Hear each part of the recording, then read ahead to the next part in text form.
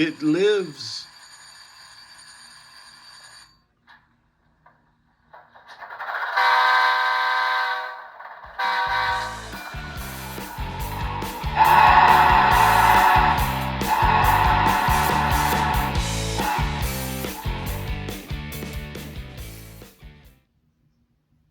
Hey guys, good morning. How's it going? So, it's supposed to be 105 degrees outside today, so no motorcycle activities, but I've got a lot of train stuff that I need to catch up on. I know it's a little early in the season to start doing train stuff, but you know, for me it's wintertime because it's way too hot upstairs in the house. Unless, of course, I use, you know, $100 worth of air conditioning. But anyway, so what we have here is a WalthersMainline EMD F40PH that is supposed to be DCC ready. And I'm going to pop it apart and see what DCC ready means to Walthers, and then proceed from there. Let's check it out. All right, so we have that FP40 here. I normally model steam, but I do have a Freedom train that pulls Amtrak cars. It's MTH GS4, and I usually run it in a consist with this guy, or one of these. My previous one, it was an old, really old Athearn model, and it just really didn't respond well to DCC, probably because of the old motor. I could have remotored it, but you know, this guy popped up on Train World for sale like dirt cheap, DCC ready. No, the details aren't all that great, but it's not that important. So anyway, I want to see what DCC ready means to Walthers. So I wanted to pop the shell off and see where we are. If you look at each corner, there are 2 screws at each end, 1 in each corner. I've already removed them. And if you don't see them, let's just go with there, right there, right there. Over here on this end, same here and here. Once you do that, you can lift the shell right off. So let's do that right now. Okay, with the shell off, you can see that everything is self-contained in the chassis. So the light shines through the various pieces of acrylic, plastic, clear, for the headlight and the rear light. I also had to remove the pop the snowplow off to get the shell off. But anyway, so it looks like what DCC ready means to Walthers here is we've got a 21 pin, and I'm gonna have to check and see what 21 pins I have. I think I have a 21 pin diesel. Hopefully it's the right one. Let's see if we can get some focus here. We have a speaker enclosure here, and then we have a JST 2-pin labeled speaker right here on the board. It would have been really nice if they would have included one of those with enough wire that you could solder to a speaker, but they did not. So they leave it up to you to find a harness that'll fit in there. I just happen to have one because I have hundreds of these things. I just order them by the boatloads off of eBay because you never know when you're going to need one. I get 2-pin, 3-pin, 4, 5, 6. So yeah, let's, I mean, it would be really cool if there's a speaker under there, but I don't know that yet. We can pop that off and look. And let me go check and see what 21 pin decoder I have. If you turn this a little bit sideways here, you can see there's an LED at this end here and LED at that end, already pre-wired for front and rear lights. I mean, if you wanted to go crazy, you could totally drill some holes in the shell and install some ditch lights or a beacon on top or any of that fun stuff. But for this, we're just going to go with a simple DCC install, and this looks pretty darn simple. We're going to try it without a current keeper first and see how that works out. If it ends up needing a current keeper, we have plenty of space up here to put one, it looks like. So I'll just make one up, and that'll be another video making a current keeper for this guy. Anyway, let me go check my 21 pins and see what I have. All right, we're back, and the only diesel 21 pin I have is this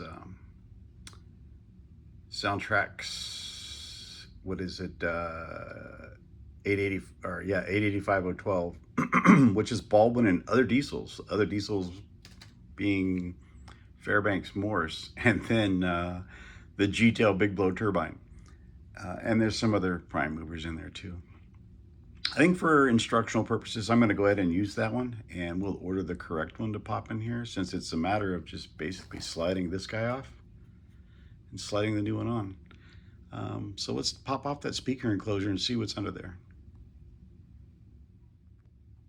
All right, here we go. Magic of video. Speaker enclosure off like that, just in a flash, right? So what's under there? Nothing.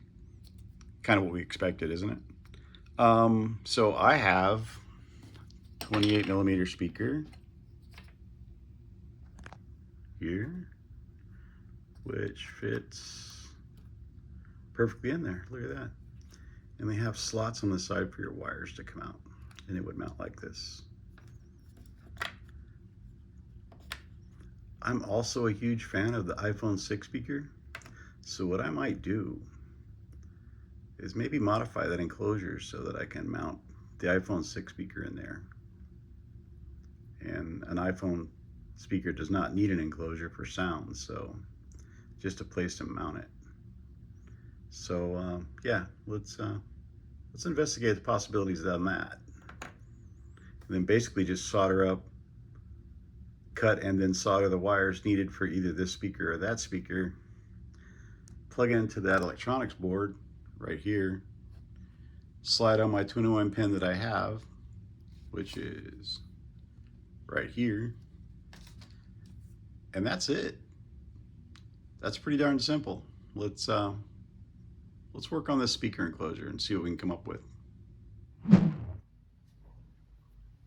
right, I decided to go old school and go with the 28mm. So let's tin these wires, and then you can see maybe on the speaker here there's a plus minus. So we'll tin the wires and then we'll connect. Of course, those are backwards right now, but does it really matter the polarity on the speaker? All right, clean this guy off. Put a little solder on here, and boom. This is flux core, so yeah, everything's old school here. All right, let's trim those up a little bit and then connect them to the speaker. Okay, we got those soldered up, and it fits in the enclosure perfectly, so we're gonna attach it to the enclosure with maybe a dab of either CA or silicone or something like that, and then start putting it back together and plugging in our 21 pin. All right, enclosure screwed back on. GST connector here, it's a matter of plugging it in. Let's see if we can get it to pop. Oh, there it goes, snap. Focus. GST's connected. We'll just kind of push these wires over here out of the way. Make sure that your wires don't interfere with your flywheel and your drive shaft. That could be a bad day, right? And now we're going to just gently slide this guy off and put the Soundtraxx 21 pin on there. Stand by. See if we can get this to focus, but if you've never done a 21 pin before, notice there's a pin missing in the top right. Come on, you can do it. Focus, camera, focus. There you go, baby. There we go. So notice there's no pin right there. So that's going to help you get the correct orientation on your 21 pin. So if you look at the back side of a 21 pin,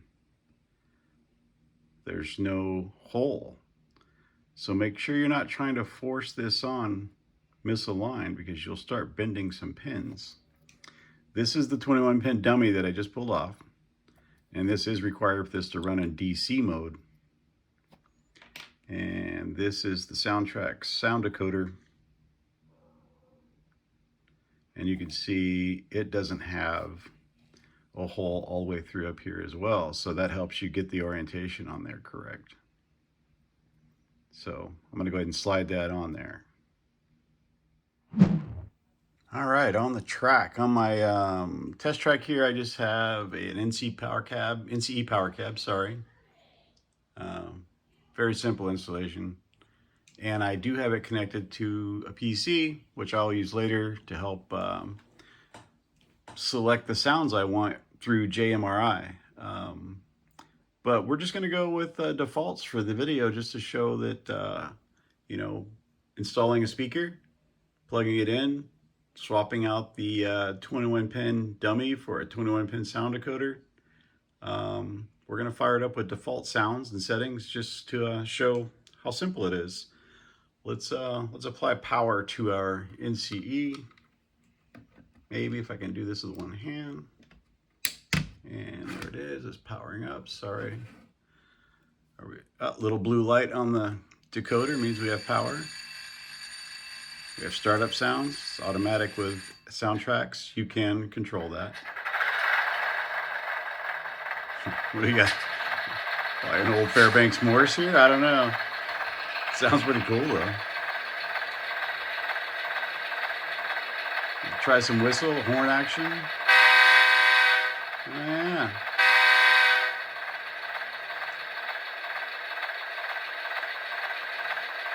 Low speed control. Let's try one notch of 128 forward.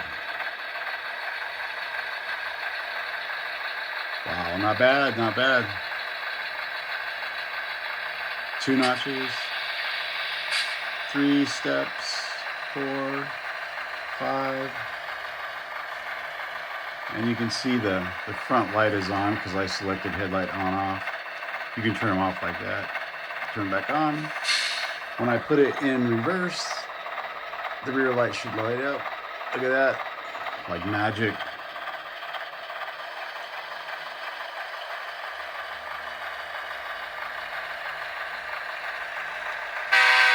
Bell.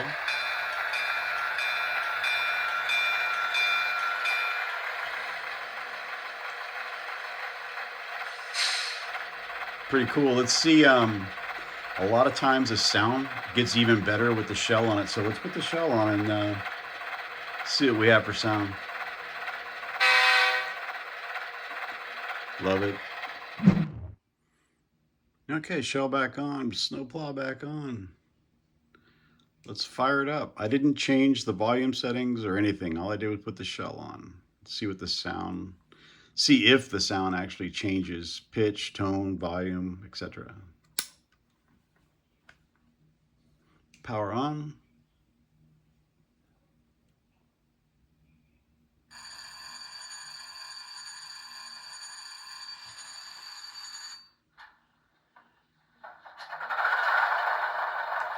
Seems louder. Actually seems a lot louder.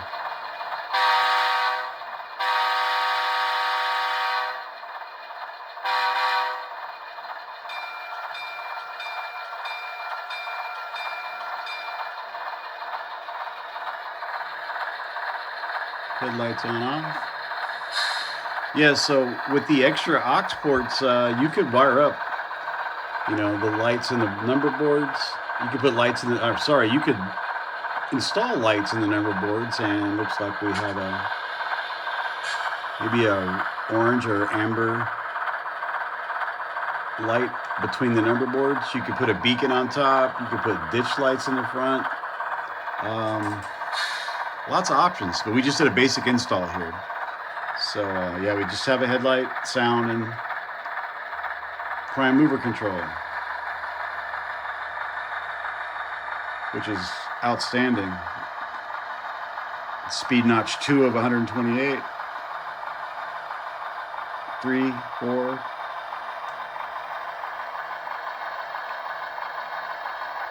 So you can set brake squeal. You can really set up all kinds of sounds with Soundtraxx, as well as loc sound and others. So I'll be doing that, like I said, using JRMI.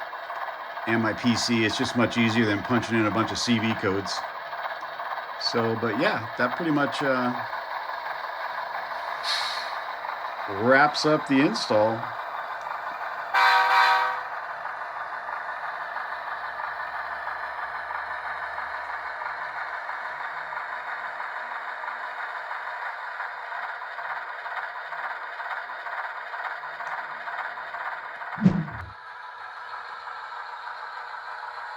All right, there she is doing her thing on the layout. If you guys enjoyed the video and found it helpful, please give me a thumbs up. Subscribe if you can. And we'll definitely be getting more train videos out there as summer winds down. You guys have a good one.